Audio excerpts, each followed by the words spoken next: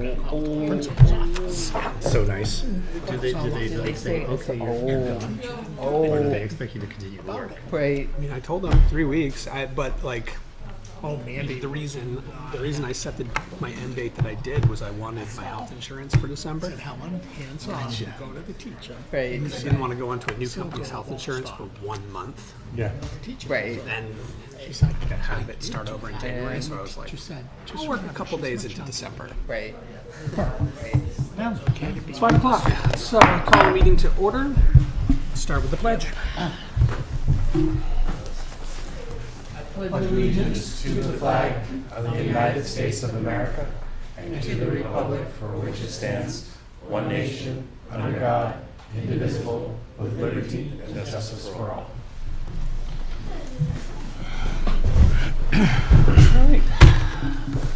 I will make a motion to approve the October 22nd regular meeting minutes. A second. Any discussion? All those in favor? Aye. Any opposed? No Phil tonight. Phil. And I'll follow that with a motion to approve the October 22nd non-public meeting minutes. A second. Any discussion? All those in favor? Aye. Any opposed? All right, I've got a wall of date announcements this evening. The Select Board will meet on the following dates. Monday, November 24th for a regular meeting beginning at 5 p.m. Monday, December 8th for our first budget work session, which will begin at 1 p.m. I'm about 50-50 on whether or not I'm going to be able to be at that first budget work session, but I think it still might be okay. All right. We'll keep in touch on that one. December 8th, regular meeting beginning at 5 p.m. December 15th, budget work session beginning at 3:30 p.m. December 22nd, budget work session beginning at 1 p.m. December 22nd, regular meeting beginning at 5 p.m. Then on Monday, January 12th, we'll have the budget finalization meeting at 3:30 p.m. And then our regular meeting that night at 5 p.m. On Monday, January 26th, we'll have a regular meeting. And at that regular meeting, we'll have our first budget hearing, public budget hearing. So that's when we'll go through the entirety of the budget as it would be proposed to the town for town meeting. And then on February 5th, we'll have our second public budget hearing, at which point it will be finalized for taking it to the town. So crazy budget cycle season right now. Town offices will be closed tomorrow in observance of Veterans Day. And any citizens wishing to be listed on the Select Board's agenda should notify the Town Hall before noon the Thursday before scheduled meeting. All meetings are held here in Town Hall as well as available on Zoom. And the Zoom information can be found on the town's website at plymouth-nh.gov. So just one question. Tomorrow's Veterans Day event starts at 11? 10:30. 10:30. Thank you. 30, yes. And we've got a good agenda for that. As always, a big thank you to the Recreation Department for all they do to pull together those events. All right, Scott, I'll let you do the town manager's report. Sure. Thank you, Zach.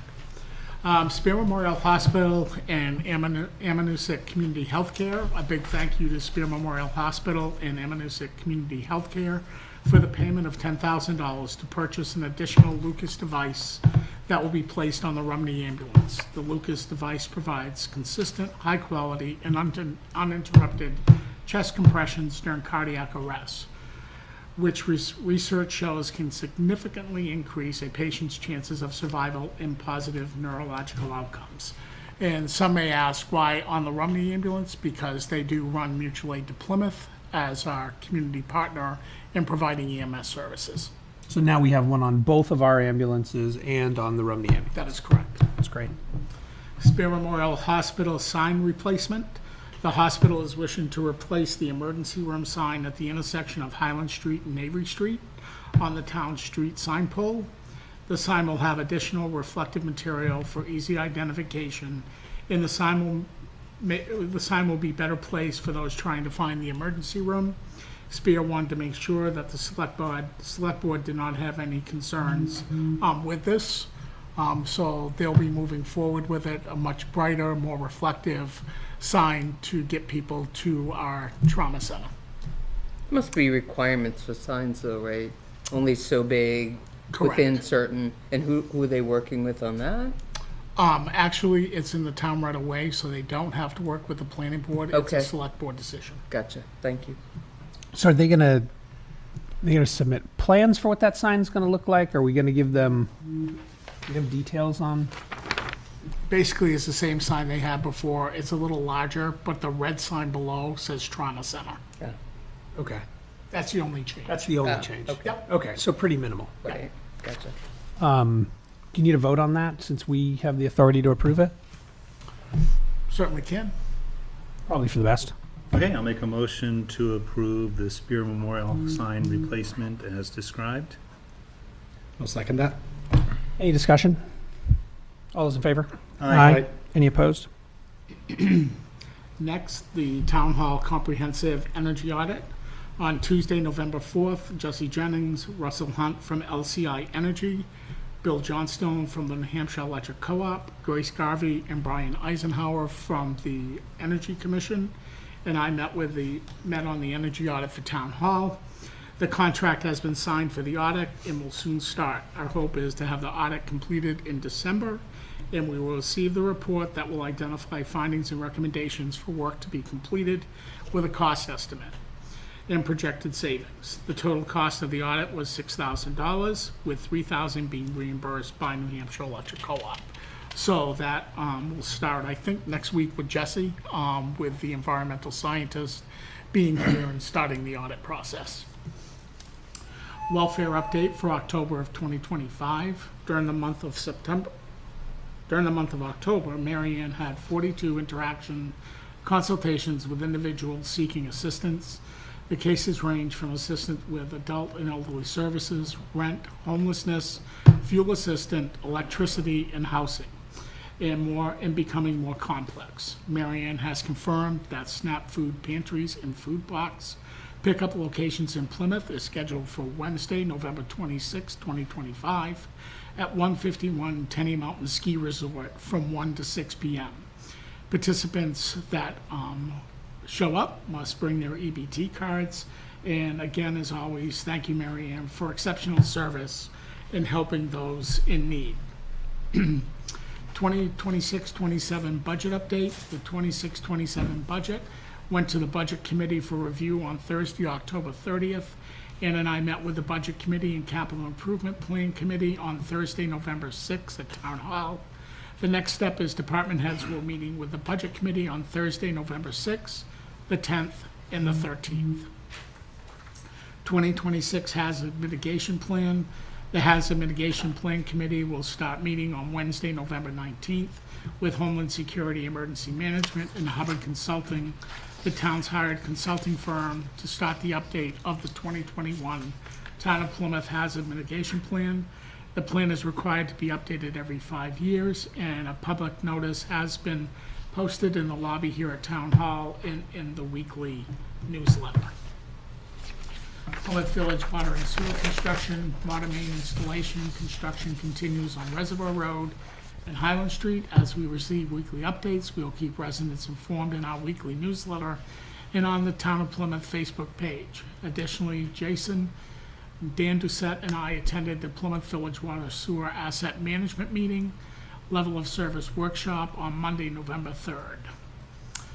Busting myths and misinformation. I continue to work with Dan and Jonathan on developing a Google form for review that will allow residents to submit questions, even anonymously, and receive direct factual answers from the town. My hope is that this will clear up confusion, address rumors, and keep our community grounded in facts. Plymouth State University Police Services. As we've discussed previously, Plymouth State University Police will be disbanding their force as of February 2026. Interim Chief Buffington and I met with Plymouth State University Administration and Plymouth State University Police Chief Stephen McCabe with regards to taking over police services on campus. This was our first meeting to work on operations, logistics, and financial contribution.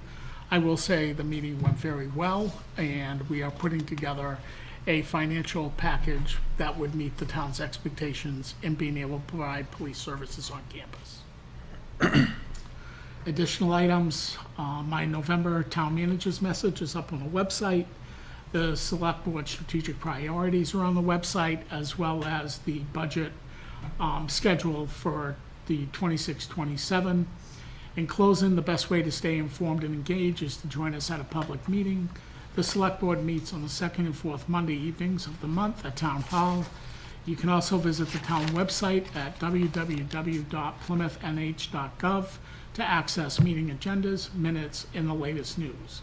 We are committed to open communication and transparency, and your participation is what makes Plymouth so special. And as always, I'm available for questions, concerns, or comments 5 days a week. My door is always open.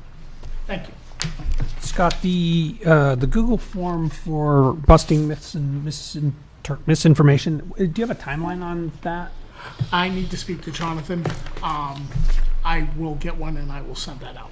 Cool. I'm hoping sooner than later. And I think Jonathan's here tonight, so I'll follow up with him. Perfect. All right. Any other questions for Scott before we move on? Okay, how are we doing on time? Not quite there yet. Let's look at, we have an appointment for Neil McIver to the Plymouth Energy Commission. This appointment comes with, Back there, also in your sign folder there when you get to it as well. oh, they're in here, yes. Thank you. So Neil wrote to the Energy Commission, wrote to us in reference to the Energy Commission, to the Honorable Plymouth Selectboard. This letter is in regards to an appointment to the Plymouth Energy Commission. As a member of the Plymouth Planning Board, I was appointed to serve as a liaison to the Energy Commission. I've been attending their meetings, and they've expressed their desire to have me serve on the Energy Commission. I've long had an interest in promoting the mission of the Energy Commission, and I'm willing to serve if appointed.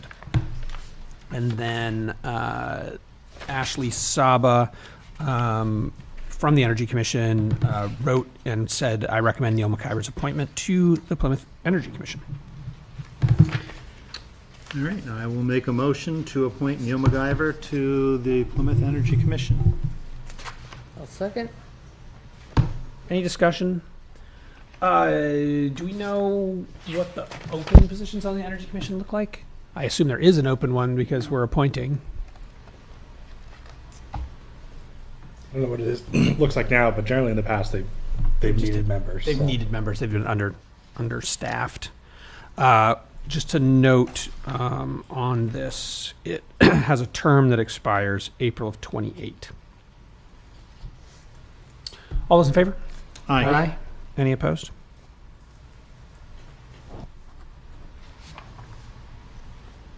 I don't know where it needs to end up, so we'll do it this way. All right, that was an easy one. Before you get too far into the next appointments, you'll find that there's several there for the Budget Committee, Yep. the CIP Committee. Yep. After reviewing all the appointments, we realized that we had a few that were still serving on the budget and the CIP who needed to have their appointments updated. So were that's what you'll find there, expired. what's going on with that. Okay, that's why there's a big chunk. Given that there are 6 of those, I might hold them till after the hearing. Just worried about getting through 6 appointments in 2 minutes. That makes sense. That being said, I would be willing to bet we can vote on the Mid-State Community Development easement. I don't see Jonathan The here. easement that's in your package, I believe, says insert meets and bounds. Is that the easement that's in your package that Lydia sent out and also in the folder I gave you earlier? We have a revised easement that came through, actually signed by Mid-State, and the meets and bounds have been put in. Once the plan is recorded, if the board approves it, we will put that plan number in, and then the easement gets recorded. There isn't any place for the board to sign, it's just accepting that easement if you believe that you would like to. Okay? So I have a new one here. Okay. We don't have anything we actually have to sign there. We Nope, just a have to- vote to accept it. Okay. You've had your 2 public hearings. Yes, with no commentary at either one, so I figured that one's pretty safe. All right, I'll make a motion to accept the easement for the Mid-State, where was that? Community development easement? Community Development Easement located at, what is it? 101 Boulder Point Drive. 101 Boulder Point Drive. Oh, no, sorry. That's not. Oh, sorry, no, it's down here. Right, right. So the easement is located at tax map Gould Terrace. 110, lot 46, 36 Main Street. I'll amend with Ann's notes. I'll second. All right, so any discussion about that easement? All those in favor? Aye. Any opposed? Okay. All right, it's 5:15. Opening a public hearing. The Plymouth Board of Selectmen is holding a public hearing in accordance with RSA 3195B for the acceptance of unanticipated funds from FEMA. The funds are being received for work performed from December 2022 as a result of storm damage and repairs needed for the Hunt Road East culvert. The funds received are in the amount of $18,600. Funds have been received and will be allocated to prevent future flooding and storm-damaged town roads. Just one quick comment on that. Yes. In researching a little further, these funds have to be used for the engineering of the culvert on Hunt Road. And we will be receiving additional funds for the construction portion of that. But these funds that were delivered to us from FEMA specifically say the $18,600 covers the engineering cost of that culvert. Okay. And I assume we already paid that engineering cost, or we haven't? We have not. Oh, okay, good. All right, any public comments on this acceptance of funds from FEMA? See anybody online? Got a thumbs up from Mr. Hoke. Accept the money, huh? Take the money. All right, 5:17, I will close the public hearing. And we've had enough hearings on this that we can vote on it now? You only needed 1 public Only hearing one, because of okay. the amount. Yep. Perfect. So I'll make a motion to accept the unanticipated funds from FEMA for the engineering work on Hunt Road culvert in the amount of $18,600. I'll second that. Any discussion? All those in favor? Aye. Any opposed? All right. Quick and easy. All right, back to appointments. So in front of us, we have, let me find my correct paperwork. The first one is for Jessica Mayhew, who is with us here this evening, who writes,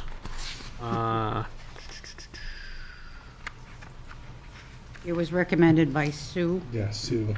yeah, so there's some emails around joining, and then Sue said, I'd like to respect Sue Wood, chair of the CIP committee. And this one is for this is for budget. Sue said, I'd like to request the board appoint, sorry, I've got, Jessica Mayhew's looking at to do both advisory budget. yeah, she's looking to do both. I and just was, CIP. the letter is in reference to CIP. CIP, and the form on top is in reference to, so we'll do the CIP one first. I would like to respectfully request that the board appoint Jessica Mayhew to the CIP committee. Thank you for your consideration. Susan Wood, chair of the CIP committee. All right, I'll make a motion that we appoint Jessica Mayhew to the CIP committee, and that term shall expire on April 1st, 2028. I'll second that. Any discussion? And I think we need to redo that, another appointment that you'll sign at the next meeting, although she'll be at the meeting. Oh, which one, the budget one? So this one here is for the Advisory Budget Committee. We should have had one for the CIP as well. I don't see it. do have a form for her for CIP Yeah. and for Okay. CIP. All right, just CIP and making CIP. sure. No, you're right. That's the CIPs in my folder. I don't have the, oh, wait, no, I also have the Advisory Budget Committee. I do. Oh, yeah, there it A is. lot of Out of these. order. There it That's is. right. I have Okay. both of them, yes. I don't have a letter recommending her Thank for you. Advisory Budget Committee. I just have the letter for CIP. CIP. But, Can I get a second for that? Mike Courier has recommended her for the Advisory Budget Committee verbally. yeah, and certainly based on both what I know of Jessica and our need for more smart people on the Budget Committee, I also strongly endorse her joining. So right now we're doing Capital Improvement Plan Committee. I believe I second that one. Okay, sorry. Ted first, Jason second, and then I talked a bunch. All those in favor? Aye. Aye. Any opposed? Do we want to do the advisory budget first? Yeah, let's just do that one right now while we're doing it. We didn't mention this is a term expiring April 1st, 2028. He did. I did, Oh, you did. in the He motion. did the motion. You know, You were talking about. I was talking a bunch, exactly. All right. I'll follow that up with a motion to appoint Jessica Mayhew to the Advisory Budget Committee with a term that shall expire April 1st, 2028. I'll second that. Any discussion? All those in favor? Aye. Any opposed?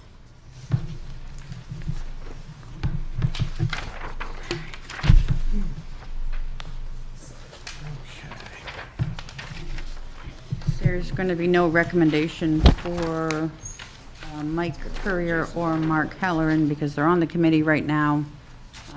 We just realized that their appointments had expired and we needed to get them updated.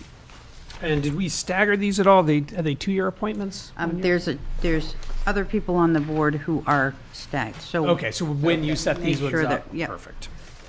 All right, so let's take Michael Courier, Advisory Budget Committee first.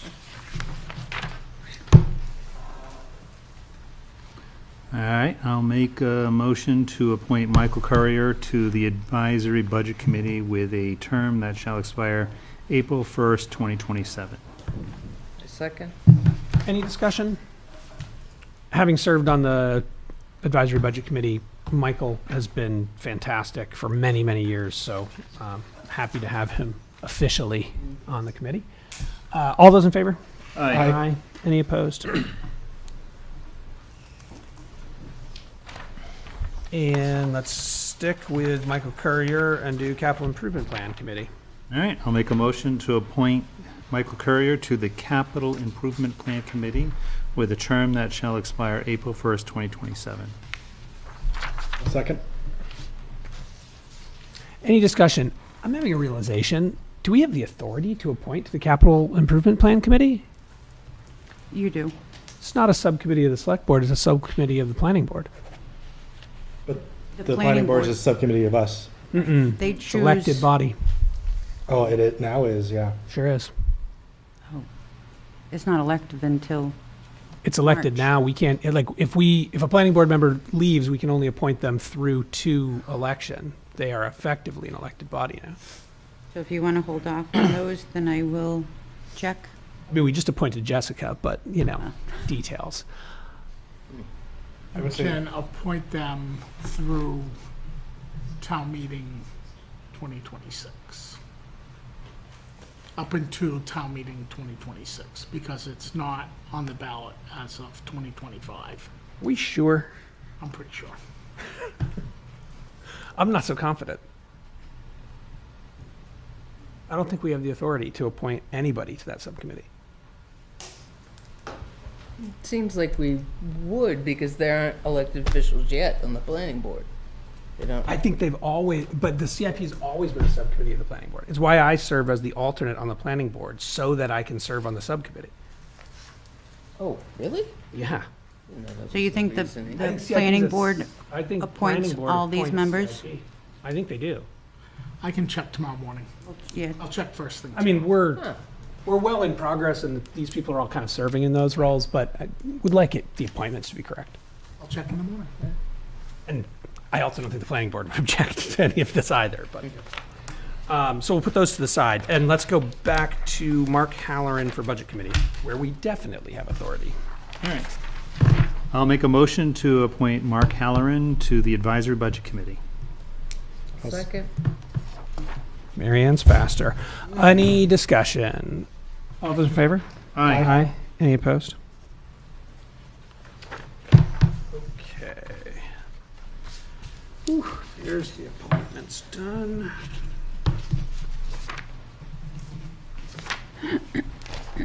All right, we have some amendments to the parking ordinance in front of us.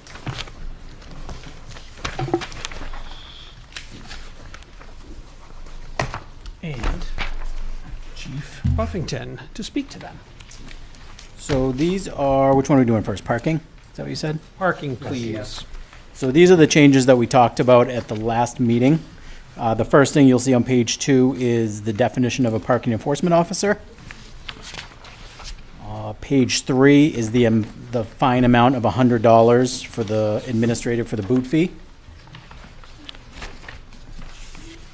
And if you skip to page 5, this was just adding the language for paying through a parking meter or a mobile application such as Park Mobile, so that it's actually in there.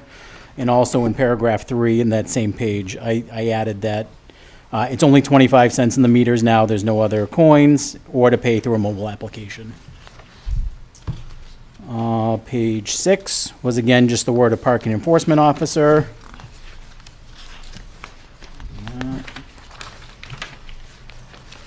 And then again, just the social media on the back, adding that for notification system. And I think those are all the changes we had discussed at the last meeting.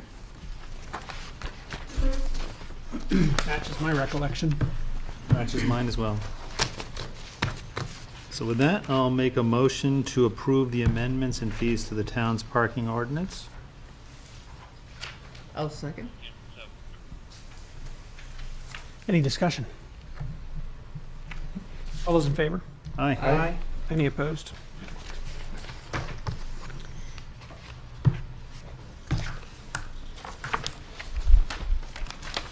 Just have to sign on the back page. My name is on the other page. Because it bled over. And while we have you at the podium, let's talk about the disorderly action ordinance. Yeah, so the changes on this one, again, were from the last meeting. This is on page 2, and this is outlining the wording recommended by the board in terms of the areas for Jake Break to be used. Specifically, any area outside the highway, commercial, and industrial and commercial development zones. And I believe that was the additional wording that we wanted to add. That looks right. What? That looks right. Yeah, that's my recollection of it. I'm looking to you as a more recent planning board attendee. Yes.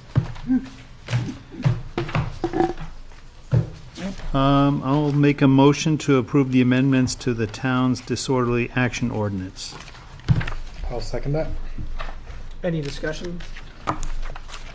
All those in favor? Aye. Any opposed? Thank you. Have a good night. Okay, Chief. Okay. Flying through these. On the floor. Sorry, Ann. All right. The next one's from Anne. All right, so according to the assessors from Whitney Consultant, there's been recommended changes to two tax credits. These are the standard and the optional veterans tax credit and the tax credit for service-connected total disability. Right now, as a veteran, you can get both of these. With this change in the RSA, you cannot get both of these any longer. So in order to make the understanding that the total service-connected disability veterans still get the same credit, she's recommending that we increase the service-connected total disability to $2,750 from the $2,000 it is right now. And that would be just, I need your permission And the reason I'm bringing it to you is because I'd like to put this on the warrant in March to make this change, so that they do not lose any benefits. That amount can go up to $5,000, but generally the town has stayed right around the 27. And you can tell me if you want a different number in there, but these are her recommendations for now to make sure that those veterans are not penalized for this change. So previously, the one that we had adopted, The town has adopted both of these. we've adopted both of them. Yes.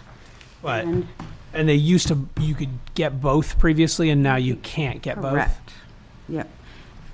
So the recommendation would be to take the larger of the two all the way up to 2750. The total, that's correct. Yeah. So in order to, again, move this forward onto the warrant, we wanted to bring it to the board and make sure that they understood what we were doing and how this works.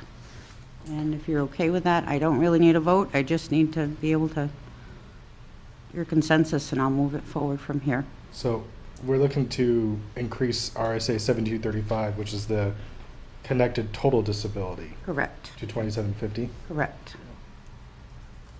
Because right now, they are receiving the 750, the standard, Yes. and the 2,000, But the 2000 is connected to disability Only for discharge. disability, yeah. only disability, that's correct. So, but if a veteran is discharged but not disabled, would they qualify under that? No, they would only get the 750. They can only get the 750. Right, and that And credit We're can, still going to maintain RSA 7228, though. yeah, that still goes up to the 750. That is the max for that. Okay. Okay. It's just that the service-connected total disability individuals would be penalized Gotcha. Okay. with this change.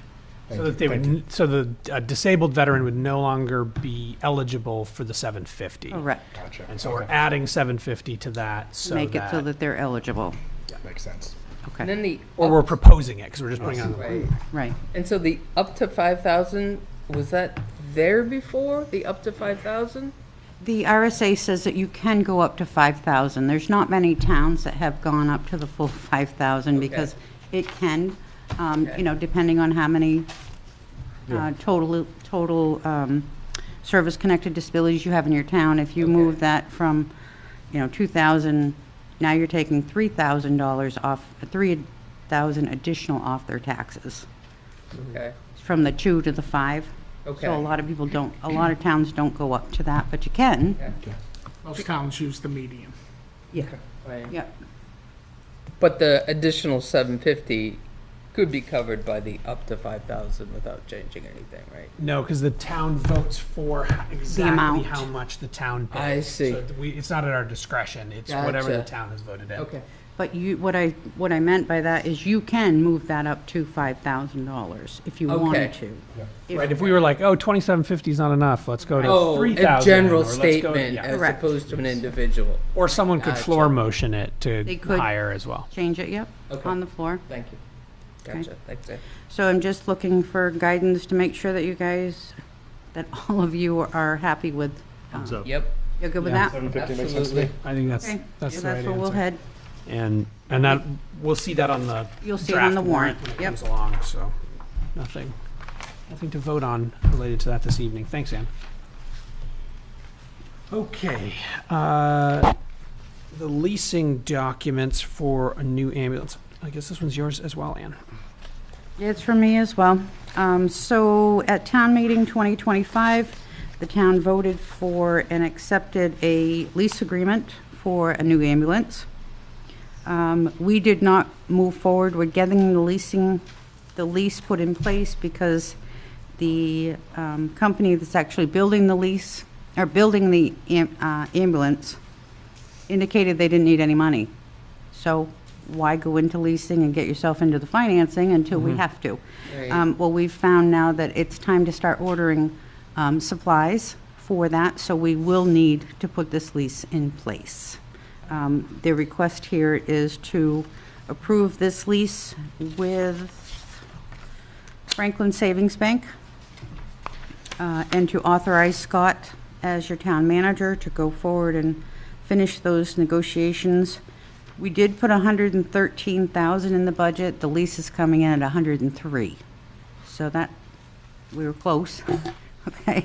And it is the 450 for the entire, for the full lease of 5 years. And if I'm reading this correctly, the first payment will occur on December of '26. Yes, and we actually put funding, we already have funding in this year for that. That's right.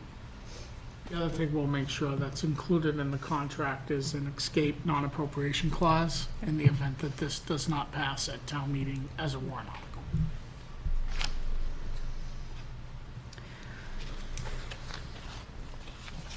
Okay. I'll make a motion to approve the leasing documents for the ambulance and equipment, and allow Scott Whedon, town manager, signing authority on the necessary bank documents. I'll second that.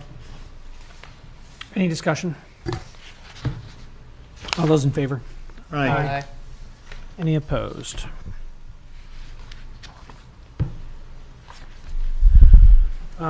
And we have a list of town holidays to approve for 2026. Looks pretty standard. These are the same holidays as we had in 2025. There's no additions or takeaways from the schedule that you have in front of you. I'll make a motion to approve the 2026 town holiday list. Second? Any discussion? All those in favor? Aye. Any opposed? And we've got our schedule of board meetings for 2026. And remember, there are, as we get into November, December, we always add a bunch of meetings like we did on this first Budget page meetings. here, budget meetings. Yeah. And they're always generally second and fourth Mondays. We'll have a national election next year as well, right? We'll have a Midterms. Midterms, yeah. Yeah, the midterms. 2026 midterms. Midterms. So we'll have, it's not on this schedule, but we'll be obligated to be. November? Yeah, Is that what November. that is? Yeah, November midterms. I'll ask her to put it on. And maybe a primary as well. They usually primary, don't they? Yeah. Yeah, so we'll have both. Yeah. That's in, I think that's in September. I think they moved it up, though. Oh, did they? I believe they did. Anyway, we should get those, those 2 dates added to the schedule so we don't lose them. Thank you. Any concerns about this schedule other than those notes? Bless you. All right, signature file. We have just a few items. We have a report of wood cut with a yield tax assessment. This is for, the owner is at 167 Reservoir Road. The map is 106 Lot 5. Yield tax $4,608.75. 2 places to sign on that.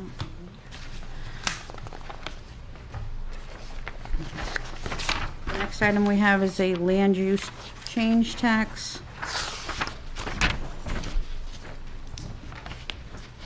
The subject parcel consists of 2.47 acres of land removed from current use as part of the development of the new Riverside Landing commercial project. The impending sale price of the land is noted at $1.7 million.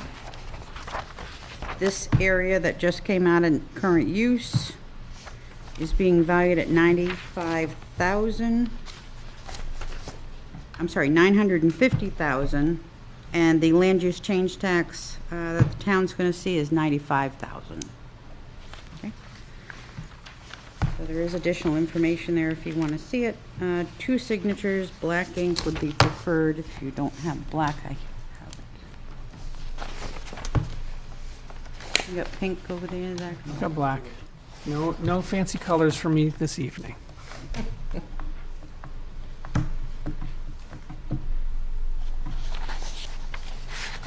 And that is all I have. We also have the MS 535 in here. Oh, sorry. Yes, that's the MS 535 that shows what the new value, I'm sorry, that shows that the audit has been complete. And that is a report that goes to DRA. It is actually completed by the auditor, reviewed by us. The numbers look right on, and I just need a signature from the board members so that we can upload that and get ready to set our tax rate.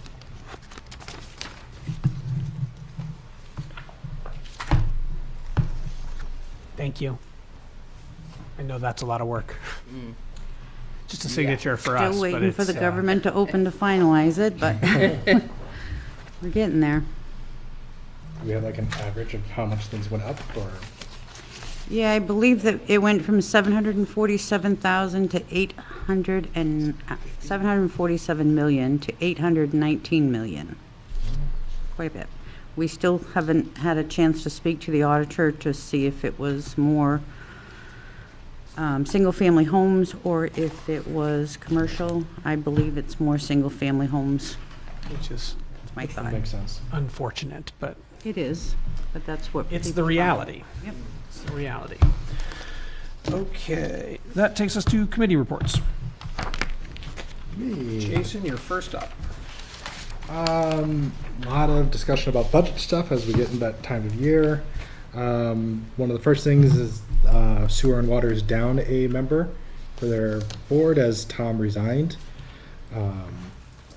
They got their insurance rates and looking at a 14% increase to that. So they are worried about covering that as they currently pay 100% of that. So that's going to be an issue going forward. Additionally, their insurance has gone up. Primex is moving it from 32,000 to 42,000, and this is just because of the state of what's going on, more climate events and more things like that, and so they're increasing their premiums. They are dealing with a couple different capital projects, the chlorine tank replacement and the pump station 4, and they're moving how they're paying it from the general maintenance, pulling it from the trust fund to stay within the general maintenance budget. They're going to withdraw $149,000 from one of the funds, but that's being phased out so that's still accounted for. They, like I said, they're looking at their budgets right now. Looking at their standard 5% increase to keep rates increases level. But they're looking at the budget operations and feel like it's going to be sitting flat for year over year.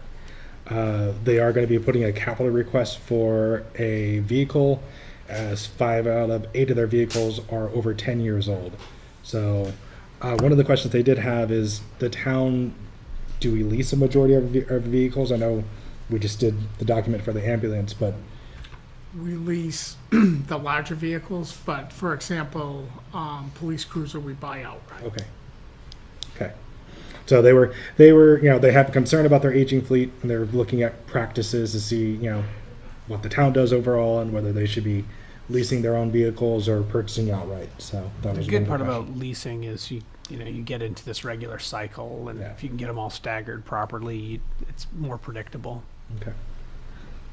That's why we've moved to it in a lot of things. I'm honestly not sure why we haven't moved to it with the cruisers, but What's that, I Zach? said I'm not entirely sure why we haven't moved to leases with the cruisers, but we just haven't talked about it We in a few looked at years. that with Enterprise and a couple other leasing, and it wasn't in our favor to do that based on Yeah. the cost. We do a little bit of hand-me-downs on the police cruisers as well, where we're putting those to like parking enforcement and some of that, and not buying new cruisers for. Right, we do some cascading there in that department. Both in the police and fire. Right.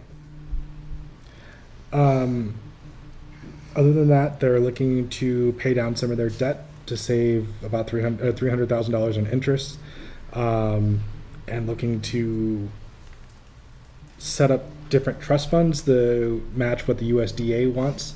in regards to how making sure funds are obligated to projects that they're working on.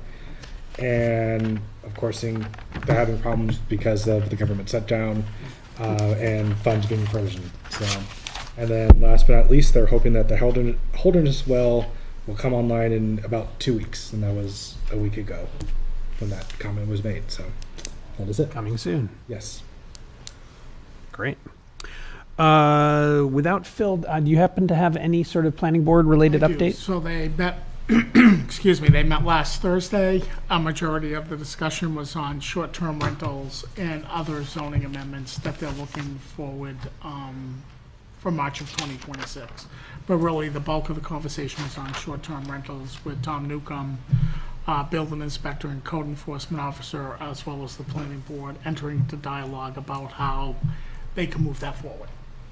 Perfect. So is that like Airbnb things? Yep. Yes. Okay. Yeah. Because technically those are against the zone uses, correct? Because they're not included, correct. Right. Not that they don't exist. Yeah, La la. Ted, school district. All right, first up, Plymouth Elementary School. The meeting was held on November 3rd. They had an enrollment update from the principal.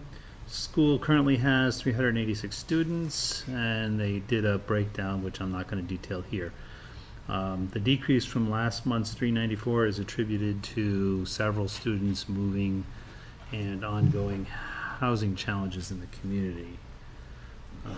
Talked about a number of events. They had a Halloween event, a major parade. Everybody was well behaved. They said that the high school and middle school students contributed, and they had a memorable flash mob dance featuring a special guest.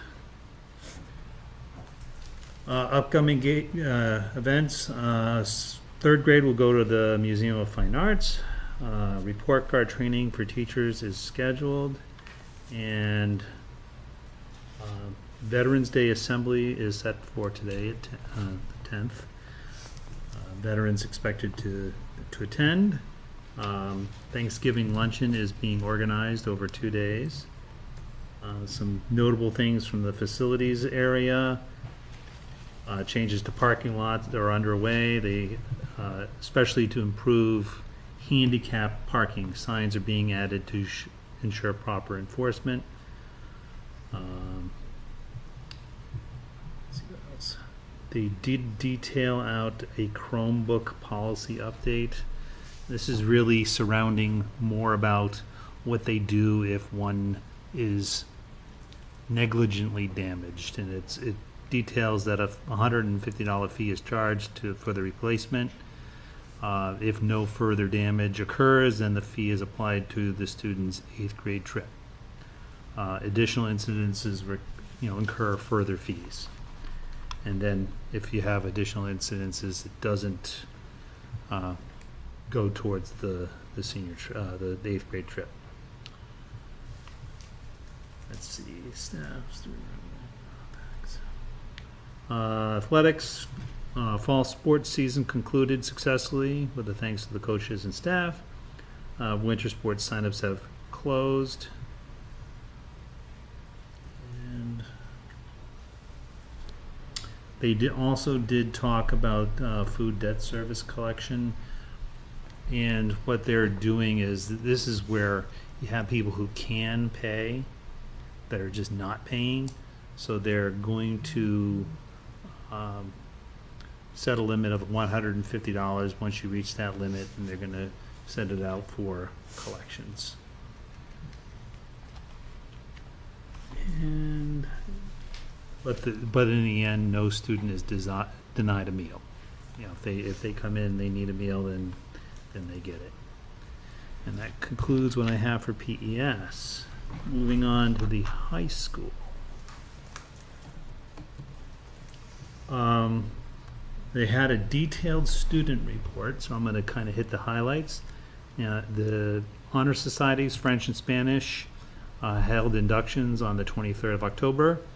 12 new Spanish and 4 new French ones. World Language Day, French and Spanish classes attended a World Language Day at UNH. They had an OIP conference, and I don't remember what OIP stands for, but getting to the Y conference at PSU. This is intended for youth risk behavior survey. 19 students from PRHS participated. They held a blood drive, collected over 41 bags, matching last year's total from 2 events last year. They are planning another one in the spring. They had a culinary competition. So 2 students won first place at the Big Crowd Cook-Off, earning $3,500 for the department and $500 each for that. The upcoming events: Apply New Hampshire Day, coming up on the 14th, so later this week. Seniors can apply to New Hampshire colleges and universities for free and enter for a $500 raffle prize. So, if any of you guys are seniors in here, go for it. Fall sports wrap up: field hockey and boys soccer made playoffs. Cross country athletes reached the meet of champions. Golf team placed 3rd in D3 states, and winter sports begin November 17th. The principal's report, pie orders, and the musical flyer.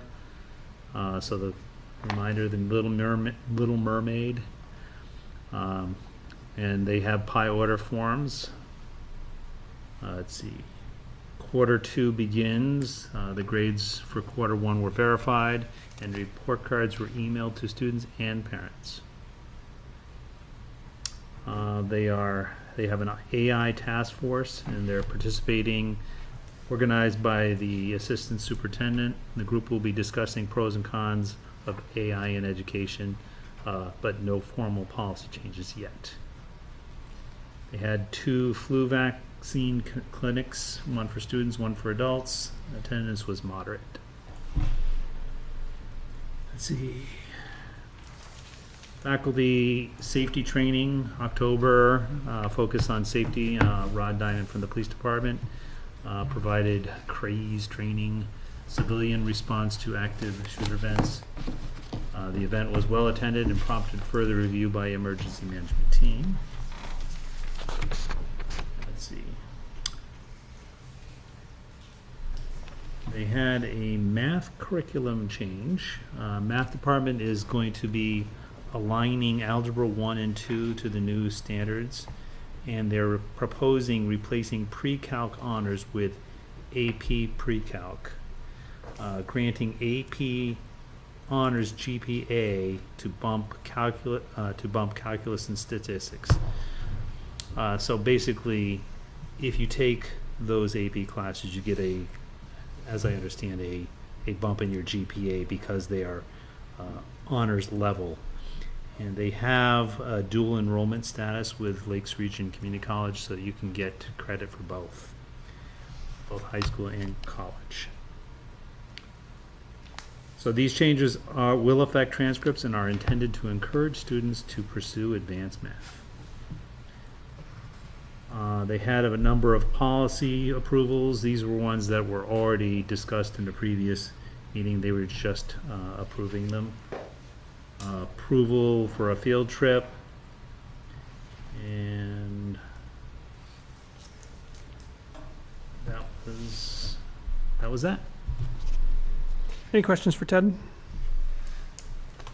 Thanks, Ted. But you're still on the hook for Conservation Commission. Conservation Commission meets Tuesday the 18th at 7 p.m. right here. All right. CIP, you heard discussed in Scott's update, met last Thursday and again today, and meet again on Thursday, which is going to be my update for Budget Committee as well. Although on Budget Committee, if anybody does have any questions, not that we're at that stage yet, but I do have the draft here if anybody wants to see sort of the current state of what it's looking like. Any updates from John or Bill on LRPC? I did. I got an update from John on Lakes Region Planning Commission following the annual meeting. that took place on September 22nd in Tufton Borough and October 27th in Tilton. As of the September Executive Board meeting, core issues discussed were the budget proposal for 2026, grant awards, and brownfield work that's being completed. They talked about the DOT 10-year plan projections. They talked about the Housing Opportunity Program work and circuit riding to meet municipal needs. They also discussed the appropriations chart with regards to how Plymouth's increase compares to other municipalities and how the LRPC HHW program works, and all were approved unanimously by the board. At the September Commissioner meeting in Tufton Borough, they discussed the DOT updates, discussion led by Transportation Planner Glenn Tretham, included information to inform preparations for upcoming GACIT hearings, GACIT hearings. Following these business items, the Commission received a legislative update on the RSAs related to land use law from Shanna Saunders, the Executive Director at LRPC. At the October 8th Executive Board meeting, the board discussed routine updates pertaining to the budget, municipal planning efforts, and federal grants, and the DOT transportation plan. And that pretty much covers the report. Perfect. Thank you. Thank you for getting that from John. Ted, you had something to add to the PRHS? I did. They are meeting on the 18th at 5 p.m. for their budget review process. So I wanted to make sure I mentioned that in case anybody was interested. And that's the high school. High school. And we don't PRHS. have anything about budget process from the elementary school yet. Nope, not yet. Probably their next meeting, they'll be talking about that, I might guess. Thank you. Good addition. Parks and Rec. We meet this Wednesday afternoon. All right. No Phil Energy Commission. Anybody else have any insights? Nope. Well, I can just, with regards to the energy audit, with regards to Grace and Brian attending the meeting with LCI, the contractor, we discussed the energy audit, when it would be started, and hopefully having the results back mid-December. Perfect. I mentioned Advisory Budget Committee. Again, if anybody wants to peruse this, you can. Chamber of Commerce, Mary Ann. We meet Thursday morning. It's Thursday morning. Any update on PERLAC? I did ask Bill, but I did not receive an update.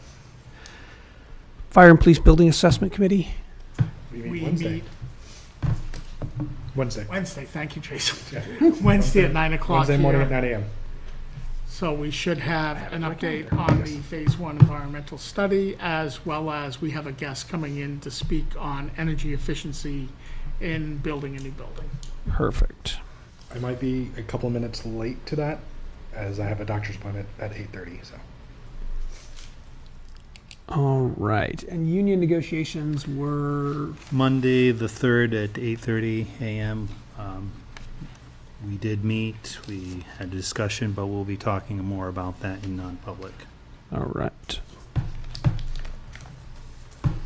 Economic Development? We met last Monday, the 3rd. The focus started to be the master plan, especially the economic development piece. That certainly spurred a lot of conversation. One of them, Jason and Scott, had recently attended a water and sewer meeting, and obviously keeping water and sewer in the loop in mind with anything that we're looking towards that affects them, and keeping that going, along with, now that we're a housing champion, once again, just trying to keep all that in mind. So, yeah, as we went through go through the economic development piece, it spurred a lot.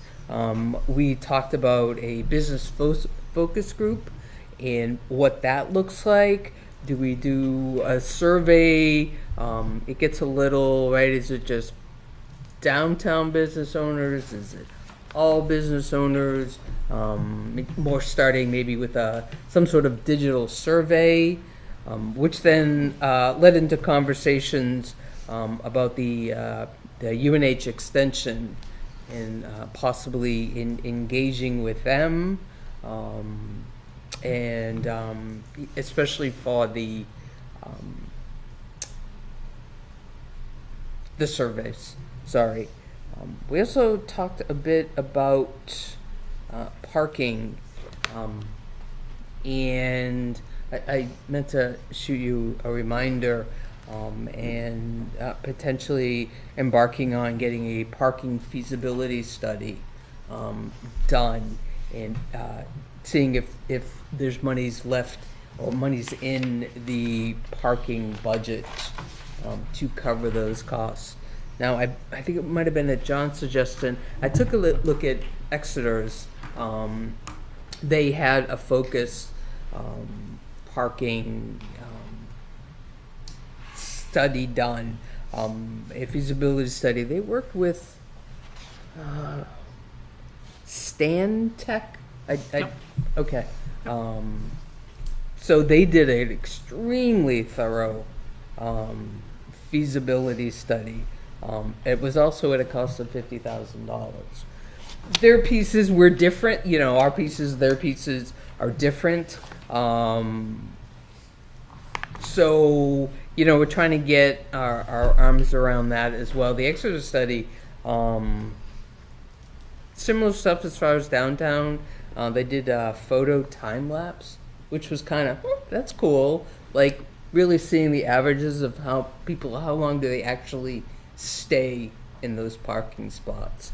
Right now, I believe everything down there is free. The average was a little under 2 hours. So that they're not quite sure if they actually have an issue as perceived. Not sure if that's the right word. Anyway, so the interesting thing about that feasibility study, obviously, is it then takes you forward. Here are possibilities that you could look at, and then here are actionable items on those possibilities. So, from my opinion, you get some good stuff for that. Anyway, so that was a piece of the economic development, digital survey, business owners. I need to follow back up with Joseph. I know who's shooting out or following up with Ann Duncan Cooley and Sue Cagle and have them come in. We did talk. We only meet once a month for an hour. We may have to increase that, especially as if we get Sue and Ann in and being flexible, around their availability. So we're just gonna have to play that by ear. But I do need to follow up with Joseph on that. And that is all the excitement. All right, any questions for Mary Ann? With that, it takes us to public comments. Mr. Hoke. Mr. Terrell, for those who don't know me, I'm Brendan Hoke. I'm a Plymouth resident for 21 years. And I want to first say thank you to the selectmen and those that were able to attend the recent DOT hearing at Peace Library a few weeks ago. I was really encouraged by the words of support for the projects on Tenny Mountain Highway and on Main Street. Attending that meeting, I was struck by some of the comments from some of the folks that spoke early on.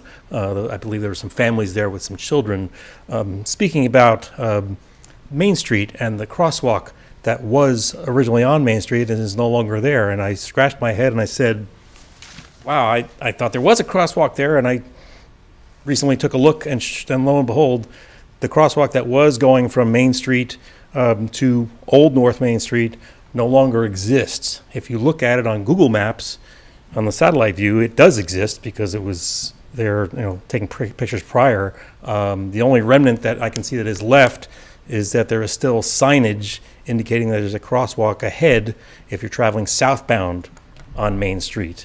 And so obviously we had the recent construction project with the water main work, and I believe that section of Main Street was affected by that. But I was concerned as to the citizens that were there. We didn't have time to address it that evening, as to the reasons for why that crosswalk may have been removed, if it was accidental or if there were other reasons at play that perhaps were not made to light, and if there's anything that we can do sooner rather than later because it was a pre-existing condition. So I can give you an update on that. Whereas the railroad tracks were affected by the construction, the New Hampshire Department of Transportation Railroad Division will not allow pedestrians to cross their railroad track, which led to New Hampshire Department of Transportation Division 3 denying the request for a crosswalk there because it led people across a deadly zone. So the issue then is with the railroad division of DOT, not necessarily the traditional That's the transport. main reason why the crosswalk wasn't allowed. Okay. Okay. Well, that's unfortunate. Very unfortunate. Yeah, because again, the family that spoke, I actually went down there. I parked at the dead end on Old Main Street and looked at the situation, and it did not look great. And then they mentioned, folks that are walking down from Common Man Inn and the few alternatives that they have. So, okay. Well, thank you for bringing that to light. Thank you. Yeah, dangerous area for sure. Yep. With no relief on the horizon. Anything else from the public? All right. Well, thank you, civic students. Always appreciate your attendance. And I think this is the first time in a long time we've had a short enough meeting that we didn't lose the majority of you, which I'm going to count as a win. So thank you. Sure. Appreciate all of you. That, I'm going to make a motion to go into non-public accordance to RSA 91-A:3, number 2, A, personnel, and D, real estate. I'll second. Jason. Aye. Zach. Aye. Ted. Aye. Marianne. Aye.